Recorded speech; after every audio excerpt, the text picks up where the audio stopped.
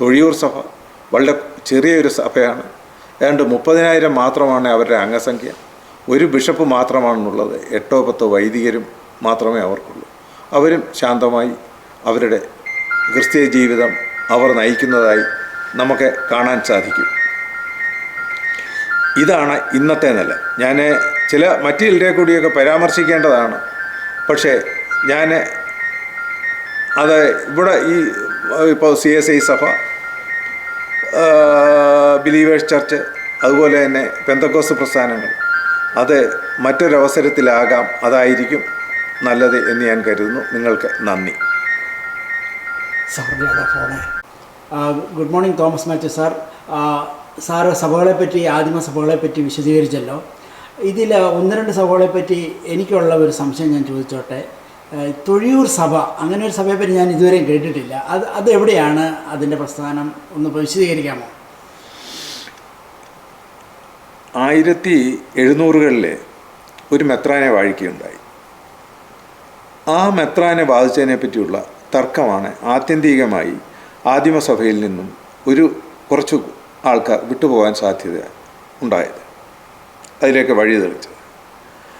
ആ സഭ ഒരു സ്വതന്ത്ര സഭയായിട്ടാണ് പ്രവർത്തിക്കുന്നത്. അത് തൃശ്ശൂർ ജില്ലയിലെ ആഞ്ഞൂർ എന്ന പ്രദേശത്താണ്. ആഞ്ഞൂർ സഭ എന്നും അതിനെപ്പറ്റി പറയാറുണ്ട്. അതിൽ വളരെ കുറച്ച് ആൾക്കാർ മാത്രമേ ഉള്ളൂ. ഏതാണ്ട് 30,000-ഓളം ആൾക്കാർ മാത്രമേ ഉള്ളൂ. ഏതാണ്ട് 10 വൈദികരും ഏതാനും പള്ളികളും മാത്രമേ ഉള്ള ഒരു ചെറിയ സഭയാണ്. എന്നിരുന്നാൽ തന്നെയും അവർ സ്വന്തമായിട്ടുള്ള വ്യക്തിത്വം നിലനിർത്തിക്കൊണ്ട് വളരെ ശാന്തമായി അവരുടെ പ്രവർത്തനങ്ങളുമായിട്ട് മുമ്പോട്ട് പോകുന്നുണ്ട്. ആ പള്ളി കാണാൻ എനിക്ക് ഭാഗ്യമുണ്ടായിട്ടുണ്ട്. അവർ പോപ്പിനെയാണോ അവരുടെ ഹെഡായിട്ട് താങ്കൾക്കറിയാമോ? പോപ്പിനെ ഗുരുവായിട്ട് അല്ലെങ്കിൽ സുപ്രീം ഹെഡായിട്ട് അംഗീകരിക്കുന്നത് എപ്പോഴും കത്തോലിക്ക വിശ്വാസത്തോട് ചേർന്ന് നിൽക്കുന്നവരായിരിക്കും. ഇത് ഇന്നും ഒരു സ്വതന്ത്ര സഭയായി തന്നെ നിലനിൽക്കുകയാണ്. അതുകൊണ്ട് ഉദ്ദേശിക്കുന്നത് ഈ ക്രൈസ്തവ ചരിത്രവുമായിട്ട് ബന്ധപ്പെട്ടാണ് പടിയോലകളുള്ളത്. കേരളത്തിൽ പ്രധാനമായിട്ടുമുള്ളത് ആർത്താറ്റ് പടിയോല, രണ്ടാമത് കണ്ടനാട് പടിയോല, അങ്കമാലി പടിയോല, മാവേലിക്കര പടിയോല, ഇങ്ങനെ പല പടിയോലകളുമുണ്ട്. ആർത്താറ്റ് പടിയോല എന്ന് പറയുന്നത് അവിടുത്തെ പള്ളി തകർന്നു കിടക്കുന്ന അവസ്ഥയിൽ അതിൻ്റെ ഇന്നത്തെ ഓർത്തഡോക്സ് സഭയുടെ മേലധികാരികൾ വന്നു. അവരും അവിടുത്തെ സഭാജനങ്ങളും ചേർന്ന് എടുത്ത തീരുമാനമാണ്, ഞങ്ങളുടെ പഴയ വിശ്വാസത്തിൽ ഉറച്ചു നിൽക്കുന്നു, ഞങ്ങൾ ആരുടെയും പ്രലോഭനത്തിന് വശംവദരാകുകയില്ല, റോമാ വിശ്വാസത്തിലേക്ക് ഞങ്ങൾ പോവുകയില്ല എന്ന വളരെ വ്യക്തമായൊരു തീരുമാനമെടുത്തു. അതേ അവർ രേഖപ്പെടുത്തി. അവർ രേഖപ്പെടുത്തിയത് നമ്മുടെ ഈ ഓലയിലായിരുന്നില്ല, ഒരു ചെമ്പ് പ്ലേറ്റിലായിരുന്നു. അതാണ് ആർത്താറ്റ് പടിയോല എന്നറിയപ്പെടുന്നത്. ഈ ആർത്താറ്റ് പടിയോലയെ പറ്റി ആൾക്കാർ കേട്ടിട്ടുള്ളതല്ലാതെ കണ്ടിരുന്നില്ല. ഇത് അവസാനം കൊച്ചി രാജാവിൻ്റെ പ്രധാനമന്ത്രിയായിരുന്ന പാലിയത്തച്ഛൻ്റെ കൊട്ടാരത്തിൻ്റെ നിലവറകളിൽ നിന്നാണ് ആർത്താറ്റ് പടിയോല ലഭിച്ചത്. അതിനെപ്പറ്റി ആർത്താറ്റ് പടിയോലകളെപ്പറ്റി കേരളത്തിൽ പ്രസിദ്ധമായൊരു പുസ്തകമുണ്ട്. ആ പുസ്തകത്തിൽ ഇതിനെപ്പറ്റിയെല്ലാം രേഖപ്പെടുത്തിയിട്ടുണ്ട്. കണ്ടനാട് പടിയോലയും അങ്കമാലി പടിയോലയും തന്നെ തികച്ചും സഭകളുടേതായിട്ടുള്ള തീരുമാനങ്ങൾ, സഭാജനങ്ങളുടേതായിട്ടുള്ള തീരുമാനങ്ങൾ രേഖപ്പെടുത്തുന്നതിന് ഉപയോഗിച്ചിട്ടുള്ളതാണ്. ഈ പടിയോലയിൽ ബന്ധപ്പെട്ടവർ ഒപ്പിടുകയും അതിന് ആരെങ്കിലും ഉത്തരവാദിത്തപ്പെട്ടവർ സ്ഥലത്തെ പ്രമുഖർ ഒപ്പുവെച്ച് സാക്ഷി രേഖപ്പെടുത്തുകയും ചെയ്യും. ഞാൻ മാവേലിക്കര പടിയോലയെപ്പറ്റി പറഞ്ഞത് കൊണ്ട് ഞാനിവിടെ ഒന്നുകൂടെ ഞാൻ പറയാം. 1836 ചേപ്പാട് മാർ ദിവന്യാസിയോസ് തിരുമേനിയാണ് മാവേലിക്കരയിലെ സുനകദോസ് വിളിച്ചു കൂട്ടിയത്. ആ സുനകദോസിൽ എടുത്ത തീരുമാനം മിഷണറിമാരുമായിട്ടുള്ള ബന്ധം പരിപൂർണമായിട്ട് ഉപേക്ഷിക്കാനായിരുന്നു. ഇതവർ പടിയോലയിൽ രേഖപ്പെടുത്തി വെച്ചിട്ടുണ്ട്. ഇനിയും ചെപ്പേടുകൾ എന്ന് പറഞ്ഞ ചില റെക്കോർഡ്സ് ഉണ്ട്. അത് വളരെ പഴക്കമുള്ള കാര്യങ്ങളാണ്. അതും ഇതുപോലെ തന്നെ സഭാ സംബന്ധമായിട്ടുള്ള കാര്യങ്ങൾ അല്ലെങ്കിൽ സഭയ്ക്ക് രാജാവ് കൊടുക്കുന്ന ചില അവകാശങ്ങളെപ്പറ്റി പ്രതിപാദിക്കുന്നതാണ്. അത് വളരെ വിശദമായിട്ട് തന്നെ ചർച്ച ചെയ്യപ്പെടേണ്ടതായ ഒരു കാര്യമാണ്. എന്നെ കേട്ടുകൊണ്ടിരിക്കുന്നവർക്ക് പടിയോല എന്ന വാക്കുകൊണ്ട് ഉദ്ദേശിക്കുന്നത് എന്താണെന്ന് സാമാന്യമായി മനസ്സിലായി കാണും എന്ന് ഞാൻ കരുതുന്നു. Thank you sir. ആദിമ സഭകളെ പറ്റി സാറ് നന്നായിട്ട് വിശദീകരിച്ചുവല്ലോ. അതിൻ്റെ തുടർച്ചയെന്നോണം നമുക്ക് ആംഗ്ലിക്കൻ സഭകളെ പറ്റി സാറിൻ്റെ ഒരു അറിവ് അല്ലെങ്കിൽ സാറിൻ്റെ വായിച്ചറിവൊന്ന് പറയാൻ പറ്റുമോ? ബ്രിട്ടീഷുകാർ വന്നു കഴിഞ്ഞ് ഏതാണ്ടൊക്കെ ഒരു സാമ്രാജ്യം സ്ഥാപിച്ച് തുടങ്ങുന്ന ആ കാലയളവിലാണ് ആംഗ്ലിക്കൻ മിഷണറിമാർ ഇംഗ്ലണ്ടിൽ നിന്ന് ഇവിടെ എത്തുന്നത്.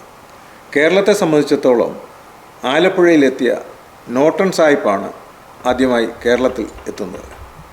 അദ്ദേഹം 1818 ആലപ്പുഴയിൽ ഒരു പള്ളി സ്ഥാപിച്ചു. ആ പള്ളി ക്രൈസ്റ്റ് ചർച്ച് എന്ന ദേവാലയം എന്ന പേരിൽ ഇന്നും അറിയപ്പെടുന്നു. അതിനുശേഷം ഈ ആലപ്പുഴയിൽ നിന്നും അവരുടെ പ്രവർത്തന കേന്ദ്രം കോട്ടയത്തേക്ക് മാറ്റി. ആ കോട്ടയത്ത് നിന്ന് പ്രവർത്തനം ആരംഭിച്ച അവർ യഥാർത്ഥത്തിൽ ആ കാലഘട്ടത്തിൽ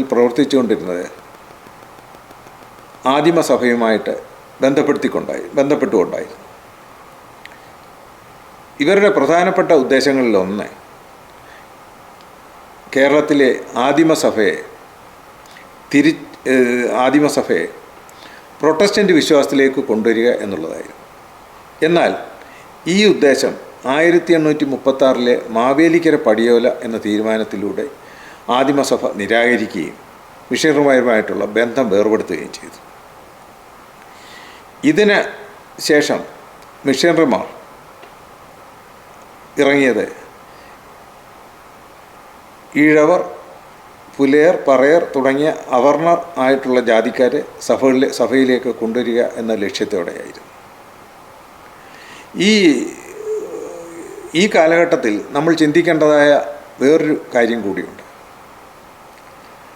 1924 വൈക്കം സത്യാഗ്രഹം നടക്കുന്ന കാലത്ത് പോലും കേരളത്തിൽ ചാതുർവർണ്ണയവും തൊട്ടുകൂടായ്മയും തീണ്ടിക്കൂടായ്മയും അതിൻ്റെ എല്ലാ ഭീകരതകളോടും കൂടെ നിലനിന്നിരുന്നുവെന്ന് നമ്മൾ ഓർക്കണം. ചില ആൾക്കാർ നമ്പൂതിരിമാരിൽ നിന്നും 64 അടി ദൂരം മാറി നിൽക്കണം. മറ്റു ചിലർക്ക് 32 അടിയാണ്. നായന്മാർ നമ്പൂതിരിമാരിൽ നിന്നും 4 അടി ദൂരം മാറി നിൽക്കണം. ഇത്ര ഭീകരമായ സ്ഥിതി ആയിരുന്നെങ്കിൽ 1836 ശേഷമുള്ള സ്ഥിതി വളരെ രൂക്ഷമായിരിക്കാനേ സാധ്യതയുള്ളൂ. അവർക്ക് അവർണ വിഭാഗക്കാർക്ക് മാറുമറയ്ക്കാൻ അവകാശമുണ്ടായിരുന്നില്ല. മുട്ടിന് താഴേക്ക് മുണ്ടെടുക്കാൻ സാധിച്ചിരുന്നില്ല. തികച്ചും അർത്ഥനഗ്നരായിട്ടാണ് സ്ത്രീകൾ പോലും നടന്നിരുന്നത്. വഴി നടക്കാൻ സാധിച്ചിരുന്നില്ല. ഇതിൽ നിന്നെല്ലാം ഒരു മോചനം അവർ ആഗ്രഹിച്ചു. നായരീഴവ സംഘടനകൾ അന്ന് വളരെ വ്യാപകമായിട്ട് നടന്നിരുന്നു. ഇതിനെപ്പറ്റിയുള്ള ചില ചിത്രങ്ങൾ നമ്മൾക്ക് പഴയ ചരിത്ര രേഖകളിൽ നിന്നും കിട്ടും. അതുപോലെ തന്നെ അയൽക്കാർ എന്ന കേശവദേവിൻ്റെ തകഴിയുടെ നോവലിൽ നിന്നും നമുക്ക് വളരെ വ്യക്തമായൊരു ചിത്രങ്ങൾ ഈ നായരീഴവ സംഘടനകളിൽ നിന്നും നമുക്ക് ലഭിക്കും. ഇങ്ങനെ നിന്നിരുന്ന സാമൂഹ്യമായ ഉച്ചനീചത്വങ്ങളിൽ നിന്ന് രക്ഷ നേടുന്നതിനായിട്ടാണ് ഈ ആൾക്കാർ CMS വിശ്വാസത്തിലേക്ക് കടന്നു വന്നത്. അല്ലാതെ ബുദ്ധിപരമായിട്ടോ വിശ്വാസപരമായിട്ടോ ഉള്ള യാതൊരു കാരണങ്ങൾ കൊണ്ടുമല്ല ഇവർ ഈ CMS വിശ്വാസത്തിലേക്കും ക്രിസ്ത്യാനിറ്റിയിലേക്കും കടന്നു വന്നത് എന്ന് നമ്മൾ വളരെ വ്യക്തമായിട്ട് തന്നെ മനസ്സിലാക്കേണ്ടതുണ്ട്. ഈ കാലഘട്ടത്തിലെ മറ്റൊരു പ്രത്യേകത ഇവരുടെ പ്രവർത്തനങ്ങൾ കിഴക്കൻ മേഖലയിലേക്കും വ്യാപിച്ചു എന്നുള്ളതാണ്. ഇടുക്കി ജില്ലയിലേക്കും വ്യാപിച്ചു. എന്നാൽ ഇതിനിടയ്ക്ക് ഒരു കാര്യം കൂടി പറയാതിരിക്കാൻ നമുക്ക് നിവൃത്തിയില്ല. റോബിൻ ജെഫ്രി എന്ന ഒരാൾ എഴുതിയ ഡിക്ലൈൻ ഓഫ് നായർ ഡോമിനൻസ് എന്ന പുസ്തകത്തിൽ പ്രത്യേകമായി പറയുന്ന ഒരു കാര്യമുണ്ട്. ഹെൻറി ബേക്കർ എന്ന മിഷണറി തൻ്റെ പുത്രനായ ഹെൻറി ബേക്കർ ജൂനിയറിനോടും അതുപോലെ തന്നെ റവറൻ ജോസഫ് പീറ്റ് എന്ന് പറയുന്ന മിഷണറിയോടും പറഞ്ഞ ഒരു കാര്യം, നിങ്ങൾ പുലയ വിഭാഗത്തിൽപ്പെടുന്നവരെ ഒരിക്കലും കൺവേർട്ട് ചെയ്യാൻ ശ്രമിക്കരുത്, അവർ പ്രത്യേകമായ ഒരു എൻറ്റിറ്റിയായിട്ട് മാറും എന്ന് പറഞ്ഞു. അവർ വകവെച്ചില്ല. കൺവേർഷൻസ് തുടർന്നു. പക്ഷേ ഇന്നും ഞാൻ തുറന്നു പറയുകയാണ്, ആ വിവേചനം ഇന്നും കേരളത്തിലെ സഭയിൽ വളരെ ശക്തമായി തന്നെ നിലനിൽക്കുന്നു എന്നുള്ളതാണ്. അവരോട് വിവാഹബന്ധത്തിൽ ഏർപ്പെടാൻ മറ്റു വിഭാഗക്കാർ തയ്യാറാകുന്നില്ല എന്നുള്ളതാണ് വസ്തുത. അവരുടെ വിഭാഗക്കാരുമായിട്ട് മാത്രമേ വിവാഹം കഴിക്കുകയുള്ളൂ എന്നുള്ള സ്ഥിതിയുമുണ്ട്. ഇത് മറ്റ് സഭകളിലില്ല എന്നല്ല. ചങ്ങനാശ്ശേരി ആസ്ഥാനമായുള്ള സീറോ മലബാർ സഭയിൽപ്പെട്ട ഒരാൾ തൊട്ടടുത്ത് തന്നെയുള്ള കോട്ടയം വിജയപുരം രൂപതയിൽപ്പെട്ട ഒരാളിനെ വിവാഹം കഴിക്കത്തില്ല. കാരണം വിജയപുരം രൂപതക്കാരൻ ലാറ്റിൻ ക്രിസ്ത്യാനിയും സീറോ മലബാറുകാരൻ പരമ്പരാഗത സവർണ ക്രിസ്ത്യാനിയും ആണ് എന്നുള്ളതാണ്. ഇത് ഞാൻ വെറുതെ പറയുന്നതല്ല. സംശയമുള്ളവർക്ക് അത്യുന്നത കർദിനാൾ ആണോ ആർച്ച് ബിഷപ്പായിരുന്നു എന്നെനിക്ക് ഓർമ്മയില്ല, വർക്കി മാർ വിധേയത്തിൽ എഴുതിയ സ്ട്രെയിറ്റ് ഫ്രം ദ ഹാർട്ട് എന്ന പുസ്തകത്തിൽ ഇതിനെ വളരെ നിശിതമായിട്ട് വിമർശിക്കുന്നുണ്ട്. ആവശ്യമുള്ളവർക്ക് ആ പുസ്തകം റെഫർ ചെയ്യാവുന്നതാണ്. ഇത് ക്രൈസ്തവ സഭകളിൽ ആകപ്പാടെ ഇന്ന് വളരെ വ്യക്തമായിട്ട് തന്നെ ജാതി വിവേചനം നിലനിൽക്കുന്നു എന്ന് പറയുന്നതിന് എനിക്ക് യാതൊരു മടിയുമില്ല. ഞാൻ തുറന്നു തന്നെ പറയുകയാണ്, ജാതി വിവേചനം വളരെ ശക്തമായിട്ട് തന്നെ നിലനിൽക്കുന്നുണ്ട്. പ്രത്യേകിച്ചും അത് ഇന്ന് വർദ്ധിച്ചു വരികയാണ് എന്ന നഗ്ന യാഥാർത്ഥ്യവും നമ്മൾക്ക് മനസ്സിലാകേണ്ടതുണ്ട്. ഉത്തര കേരളത്തിലും ഇതേ പ്രശ്നങ്ങൾ തന്നെ നിലനിൽക്കുന്നുണ്ട്. ഞാൻ പറഞ്ഞു, കിഴക്കൻ മലകളിലേക്ക് പ്രവർത്തനങ്ങൾ കൊണ്ടുപോയി ക്രൈസ്തവ സഭയുടെ ആശയങ്ങളിൽ ആകൃഷ്ടരായി മലയോര വിഭാഗത്തിൽപ്പെട്ടവർ ധാരാളമായി ഈ സഭയിലേക്ക് വന്നിട്ടുണ്ട്. ആ ഡയോസിസാണ് ഇന്നത്തെ ഈസ്റ്റ് കേരള ഡയോസിസ് എന്നറിയപ്പെടുന്നത്. നമ്മളിവിടെ മോശം കാര്യങ്ങൾ മാത്രം പറഞ്ഞാൽ പോരാ. മിഷണറിമാർ നടത്തിയ വിദ്യാഭ്യാസ പ്രവർത്തനങ്ങളുടെ ഭാഗമായി ഇന്നിപ്പോൾ അവിടെ ഒരു കോളേജ് തന്നെ, ഹെൻറി ബേക്കർ കോളേജ് തന്നെ മിഷണറിമാർ CSI സഭ നടത്തുന്നുണ്ട്. വിദ്യാഭ്യാസ പ്രവർത്തനങ്ങളുടെ ഫലമായി അവരിൽ പലരും വളരെ ഉന്നതമായ നിലകളിലെത്തിയവരെ എനിക്കറിയാൻ പറ്റും. അത് മിഷണറിമാരുടെ തികച്ചും അവരുടെ ഒരു വിദ്യാഭ്യാസപരമായ സംഭാവനയായിട്ട് നമ്മൾ കണക്കാക്കണം. പക്ഷേ ഇവിടെ ശോഭ കെടുത്തുന്ന ഒരു സംഗതി ഉണ്ടായിട്ടുണ്ട്. 1925 ഡിസംബറിൽ ഇറങ്ങിയ കോട്ടയം ആസ്ഥാനമായിട്ടുള്ള CSIയുടെ മുഖപത്രമായ ജ്ഞാനനിക്ഷേപത്തിലൊരു വാചകമുണ്ട്. നമ്മൾ ഇവർക്ക് സ്കൂളുകൾ സ്ഥാപിച്ച് വിദ്യാഭ്യാസം കൊടുക്കുന്നത് അവരെ ഏതെങ്കിലും ജോലി നൽകി ഉദ്ധരിക്കാനല്ല, നമ്മുടെ ക്രിസ്ത്യാനിറ്റിയുടെ പതാകവാഹകരാക്കി മാറ്റാനാണെന്ന് 1925 ജ്ഞാനനിക്ഷേപത്തിൽ വളരെ വ്യക്തമായിട്ട് തന്നെ പറയുന്നുണ്ട്. അത് ശോഭ കെടുത്തുന്ന ഒരു ലേഖനമായിപ്പോയി, അല്ലെങ്കിൽ ഒരു വെളിപ്പെടുത്തലായിപ്പോയി എങ്കിലും ക്രൈസ്തവ മിഷണറിമാരും ക്രിസ്ത്യാനിറ്റിയും കേരളത്തിൽ നടത്തിയിട്ടുള്ള വിദ്യാഭ്യാസ രംഗത്തെ പ്രവർത്തനങ്ങൾ വളരെ ശ്ലാഘനീയമാണ്. സീറോ മലബാർ സഭ നടത്തുന്ന ചങ്ങനാശ്ശേരിയിലെ SB കോളേജ്, അതുപോലെ തന്നെ മലങ്കര കത്തോലിക്ക വിഭാഗം നടത്തുന്ന തിരുവനന്തപുരത്തെ മാർ ഇവാനിയോസ് കോളേജ് എന്നിവ കേരളത്തിലെ ഏറ്റവും ബഹുമാനിക്കപ്പെടുന്ന വിദ്യാഭ്യാസ സ്ഥാപനങ്ങളായി മാറിയിട്ടുണ്ട്. ഇനിയും CSI സഭയുടെ മറ്റു ചില കാര്യങ്ങളിലേക്ക് കൂടി എന്തായാലും പോകാം. തിരുവനന്തപുരം ആസ്ഥാനമാക്കി ദക്ഷിണ കേരള ഡയോസിസ് എന്ന പേരിൽ CSI സഭയ്ക്ക് ഒരു ഡയോസിസ് ഉണ്ട്. ഈ ഡയോസിസ് യഥാർത്ഥത്തിൽ ഇന്ന് കേരളത്തിലെ ക്രൈസ്തവർക്ക് അപമാനമായിട്ട് മാറിയിരിക്കുന്നു എന്ന് തിരുവനന്തപുരം നിവാസിയായ എനിക്ക് യാതൊരു സംശയവുമില്ലാതെ പറയാൻ പറ്റും. 1800കളിൽ ഇംഗ്ലണ്ടിൽ നിന്നും കേരളത്തിലേക്ക് വന്ന ഒരു മിഷണറി ആയിരുന്നു സാമുവൽ മറ്റൂർ. അദ്ദേഹം കേരളത്തിലെ അന്നത്തെ തിരുവിതാംകൂറിലെ സ്ഥിതിയെപ്പറ്റി 2 പുസ്തകങ്ങൾ രചിക്കുക പോലും ഉണ്ടായി. അദ്ദേഹത്തിൻ്റെ പേരിൽ സ്ഥാപിക്കപ്പെട്ടിട്ടുള്ള ഒരു പള്ളിയാണ് തിരുവനന്തപുരത്തിൻ്റെ ഒരു ലാൻഡ്മാർക്കായ മറ്റീർ മെമ്മോറിയൽ ചർച്ച്, അല്ലെങ്കിൽ MM ചർച്ച്. 2 വിഭാഗങ്ങളായിട്ട് മത്സരിക്കുകയും ഒരു വിഭാഗം ഈ MM ചർച്ചിൻ്റെ ഗേറ്റ് JCB കൊണ്ട് തകർത്ത് ദൂരെ കളയുന്ന സ്ഥിതി വരെയും എത്തി എന്ന് പറയുമ്പോൾ നിങ്ങൾക്ക് വിശ്വസിക്കാനാകുമോ എന്നറിയത്തില്ല. വളരെ മോശപ്പെട്ട ഒരു ട്രാക്ക് റെക്കോർഡാണ് ആ ഡയോസിസിനുള്ളത് എന്ന് പറയുന്നതിൽ ഖേദമുണ്ട്. പ്രത്യേകിച്ചും കാരക്കോണം മെഡിക്കൽ കോളേജും അവർ നടത്തുന്ന സ്ഥാപനങ്ങളുമായിട്ട് ബന്ധപ്പെട്ട് സാമ്പത്തികമായ സുതാര്യത ഇനിയും ഉണ്ടാകേണ്ടതായിട്ടുണ്ട് എന്ന് പറയേണ്ടി വരും.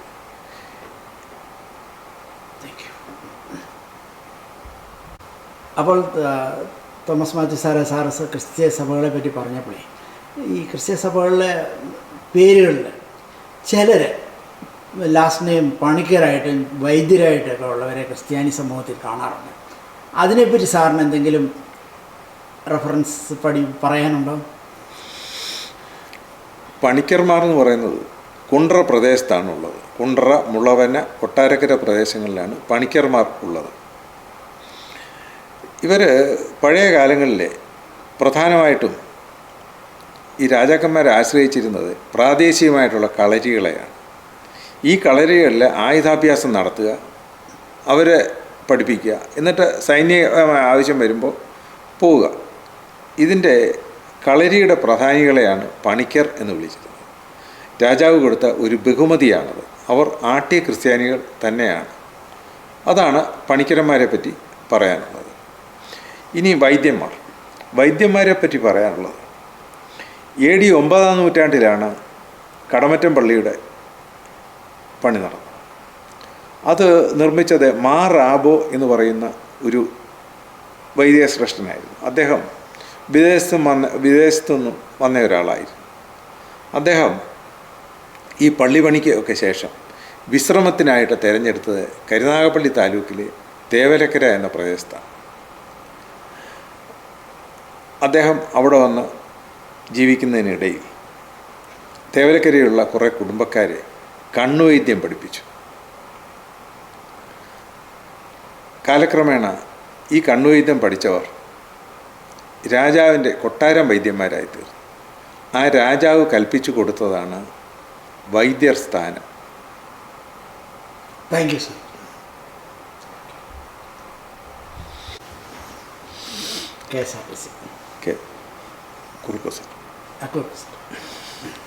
KSRTC എല്ലാ കാലത്തും ജനശ്രദ്ധ ആകർഷിക്കുന്ന ഒരു സ്ഥാപനമാണ്.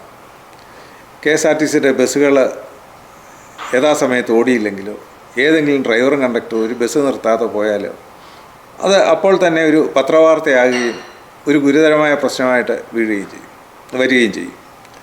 പ്രത്യേകിച്ചും പഴയ കാലഘട്ടങ്ങളിൽ ബോണസ് കൊടുക്കാനോ മറ്റെന്തെങ്കിലും ഒരു ദിവസം താമസിച്ചാൽ പോലും വളരെയധികം പ്രക്ഷോഭങ്ങൾ ഉണ്ടാകുന്ന ഒരു കാലഘട്ടങ്ങൾ ഉണ്ടായിരുന്നു. എന്നാൽ നാരായണക്കുറുപ്പ് സാറ് മന്ത്രിയായിരുന്ന പീരീഡിൽ, ആ കാലയളവിൽ അങ്ങനെ എന്തെങ്കിലും പ്രശ്നങ്ങൾ ഉണ്ടായതായിട്ട് ഞാൻ ഓർക്കുന്നില്ല. അദ്ദേഹത്തെ പറ്റി ഓർക്കുമ്പോൾ എനിക്ക് തോന്നുന്നത് തികച്ചും സൗമ്യനായൊരു മനുഷ്യൻ എന്നാണ് ആദ്യമായിട്ട് ഓർമ്മ വരുന്നത്. രണ്ടാമത് ആയിട്ട് ഓർമ്മ വരുന്നത് അദ്ദേഹത്തിൻ്റെ കഷണ്ടിയാണ്. അതും നമ്മൾ ഓർമ്മിക്കുന്നു, വളരെ വ്യക്തമായിട്ട് തന്നെ ഓർക്കുന്നുണ്ട്. KSRTCയിൽ വലിയ പ്രശ്നങ്ങളില്ലാതെ നടന്നുപോയ ഒരു കാലഘട്ടമായിരുന്നു അത് എന്ന് ഞാൻ വളരെ വ്യക്തമായിട്ട് തന്നെ ഓർക്കുന്നുണ്ട്. അദ്ദേഹത്തിൻ്റെ വ്യക്തിത്വം ഒരു കോളേജ് ഉണ്ടായിരിക്കേണ്ട എല്ലാ സൗമ്യതകളും അദ്ദേഹത്തിനുണ്ടായിരുന്നു. അദ്ദേഹത്തിൻ്റെ മുമ്പിൽ പോയിട്ട് ആർക്കും തൻ്റെ അനുഭവം അല്ലെങ്കിൽ പരാതിയോ എന്തെങ്കിലും ഉണ്ടെങ്കിൽ അദ്ദേഹത്തോട് പറയാമായിരുന്നു. അദ്ദേഹം വളരെയധികം ജനസമ്മതി, പ്രത്യേകിച്ചും ആ വാഴൂർ ഏരിയയിൽ നേടിയിരുന്ന ഒരാളാണ്. അതുതന്നെ ആയിരിക്കണം ശക്തമായ എതിർപ്പിനിടയിലും അദ്ദേഹത്തിന് തുടർച്ചയായി ആ മണ്ഡലത്തിൽ നിന്നും മത്സരിച്ച് കേരളത്തിൻ്റെ നിയമസഭയിൽ എത്തുവാൻ സാധിച്ചത്. അദ്ദേഹത്തിൻ്റെ ആ ദീപ്തമായ ഓർമ്മയ്ക്ക് മുമ്പിൽ സ്മരണാഞ്ജലി അർപ്പിക്കുന്നു.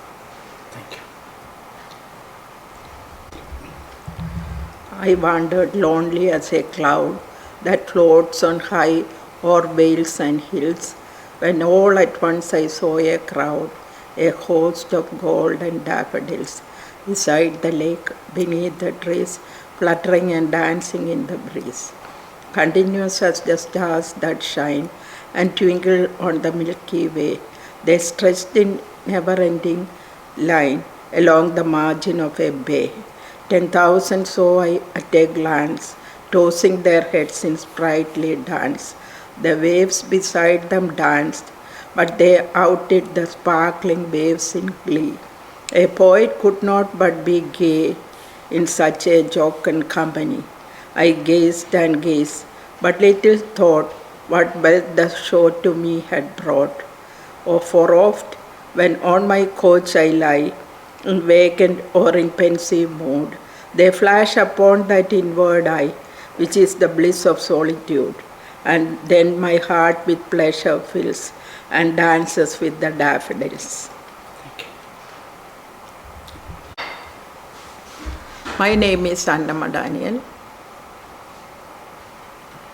I am staying here with my son. We are hailing from Kerala, India. We have come here to spend holidays with our son and family, and we are returning by January 2nd week. Here I am reciting a poem by name I Wandered Lonely as a Cloud, written by William Wordsworth. William Wordsworth is a famous poet who concentrates on the beauty of nature. Here also, the poem is about a speaker who is walking alone when they come across a field of daffodils. The speaker compares the daffodils to stars and waves and says that the daffodils are more joyful than the waves. The speaker also says that the beauty of the daffodils forces the observer to be happy. ഇത്രയും പോരെ മതി.